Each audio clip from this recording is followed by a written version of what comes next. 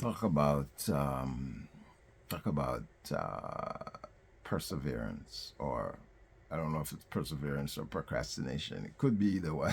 Either way, procrastination is no good unless you have a good reason for procrastinating.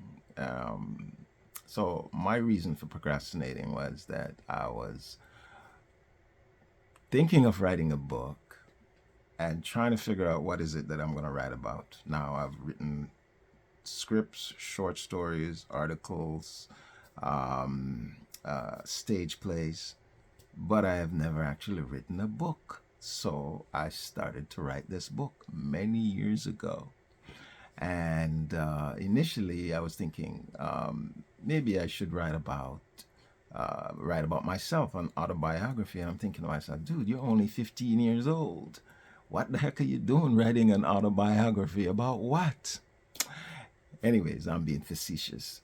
I started writing about my life journey from way back until the the present, and I wrote and wrote. I did some research. I talked about spirituality.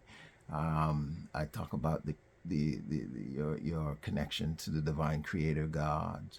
I talk about religion. But most importantly, I spoke about my business experiences.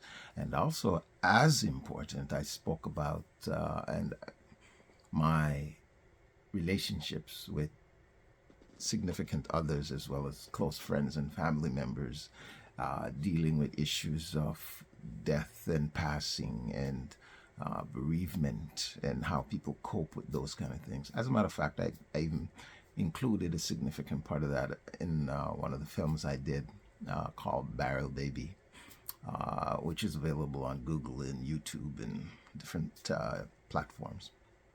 So, Barrel Baby movie, look it up.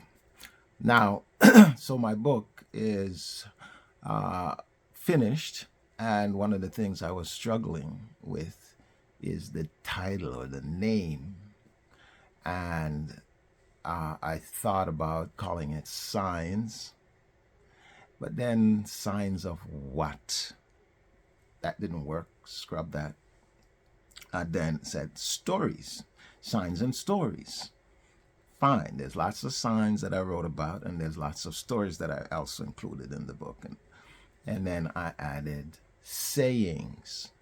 My grandmother used to have a lot of sayings, and I wrote a lot about those sayings, and not just what my grandmother used to say, but also what other people said and what I say, and even use with my own children. I'm not 15 years old, so I have children. So, but mostly what the book is about is perseverance, struggles of life, struggles in business and relationships, and being able to deal with adversity, falling down and being broken and being challenged and being destroyed and being able to get up and go again, and being able to take this coconut, this brown ball on top of your shoulders or my shoulders, and being able to reinvent myself. I remember when I was going to university, my the professor in philosophy, one of the courses I was taking, talked about how, according to Christian religion, the creator God has destroyed the world several times, and the world has been, so basically the world has been destroyed and recreated several times in the last since creation. And um and I'm thinking to myself that that's exactly what happens to me, and I'm pretty sure that's what happened to a lot of people who pursue entrepreneurship. You start something, but before you start, you have to conceive it, and then figure out how to create it, take it out of your mind and put it out into the real world or the external world. And that's exactly what I have had to do on a number of occasions. And I don't know if that'll ever end. Um, and that's exactly what the book deals with. It so, um, But I came to this conclusion that all these pursuits of success through entrepreneurship and success through in personal life, that is a chase. You're chasing success. And I've concluded my interpretation of this is that this is an addiction. Some people are addicted to alcohol, chemicals of pills, or some people say herbs like weed, marijuana. But it's an addiction that you constantly are chasing the thrill of success and falling down the hill and being able to survive and get up again and go and it's surviving the bruises and the broken bones and the stretched out ligaments and the embarrassment of it and then the heartbreak. You survive all that, and and then again and do it again.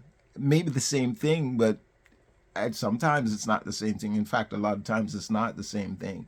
It's something else. It says, all right, you got to try again and try again and try again. Broken bones, broken bones, broken bones, heartbreak, heartbreak, heartbreak, heartbreak. And that's what it is about over and over and over again until you get something that works and achieve that level of success that you're looking for. And a lot of times it's financial success that you end up with. My saying is that money is the byproduct of effort and ideas and your achievement. The end result is cash, money, financial success, financial riches. So I've interpreted all this to be that it is an addiction.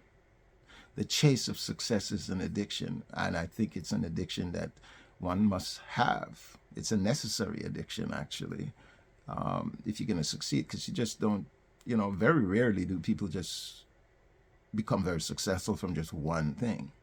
In fact, I've recorded albums. I've done music with lyrics. I've done music with lyrics. I've done music without, with other people.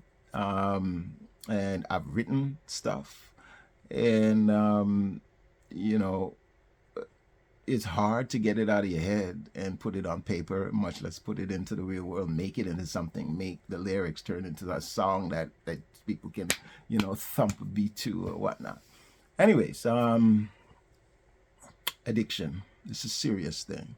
It shows itself in many different forms, but some addiction is necessary in order to achieve a level of success in life. And that's what the book is about. It's about an addiction, my addiction. And it's coming out soon. In fact, I'm sending the first draft of the manuscript to the publisher today. If I can do it, you can do it too. Get cracking.